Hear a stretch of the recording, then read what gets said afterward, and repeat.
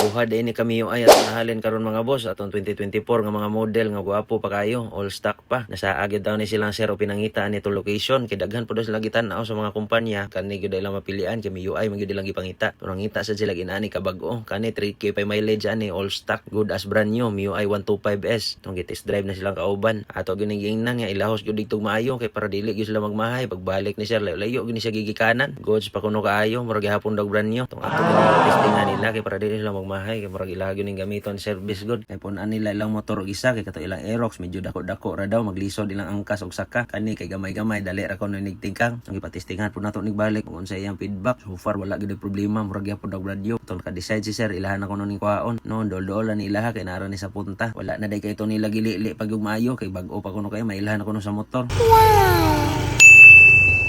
Ay kaduhang buyer sa itong Yamaha MIUI 2024 nga model all stock ato ning giabrihan ang cover kay para makita gyud ang sulod pure stock pagid siya wa pagid siya mahilabti napay mga marking sa sulod mo tong gibalik-balikan yun testing nila sir ato lang pud nidaang gi-check ang chassis ug ang engine number diri na pud ini sila ganiha mga hapon-hapon nilakaw ni sila balik na sad mo tong ni final lagi daw sila karon kani gyud ilang kwaon ganiha ra pud ni sila tinuyok-tuyok ug pangitag motor ato gyud ni taga-agwapo pud sila sir kay panagsarap pud ba ni sila makaanhi. Yang permiro de ani operado tong isa to naman toy hungaw gamay dako-dako og tingog to ato na ilisag nindot-nindot nya operado gihapon kay mas ganahan mo daw siya tagubkog nga tingog tong gitistingan balik ni sir okay daw siya ani wa na problema nindot na kay tambutso naka-opera ni siya pero dili katong saba sakto ra kaayo aton lang pud ning gitistingan ng mga suga ani kay gabi naman nabantayan nato yang taillight dili kasiga kaayo ni brake ra so ato nang ilisan daan dere kay dere ato nang i-check kung naman gani mailisan ato nang bayloan pero ato yung gipap-testing og balik-balik nilang sir kay para di gyud sila magmahay itong pag-testing niya, magtalikod, nabantayan na ito nga wala kasiga yung taillight pero wala tayo problema. Ato nang tarungon daan dere para mapangsyon siya. Ato po nag-check daan dere awihan kay medyo gahi maguni kay natambay maguni budiga. Pero okay na. Ato lang po nagitaga sticker si sir. Ali ko nun niya butang kay para makita gyud og asa ni gipalit. Automatic na ilan na bayaran. Nangitag motor diha mga boss. Dagan patag MIUI dere, MIO gear o katong ginagmayay nga pambabayi. Ya, wala na tayo problema sa itong mga MIUI karon kay 2024 o 23 nga mga model 3 years estrado na gas and go diretso na ni siya padagan. Sa nangitag motor diha mga boss daghan pa kay tag stock dere libre testing pwede ra kayo mobisita dere pwede ra mo tan-aw gyud problema located ta sa Dawis Talisay or visit among page NF Motorcycle Cebu. Salamat.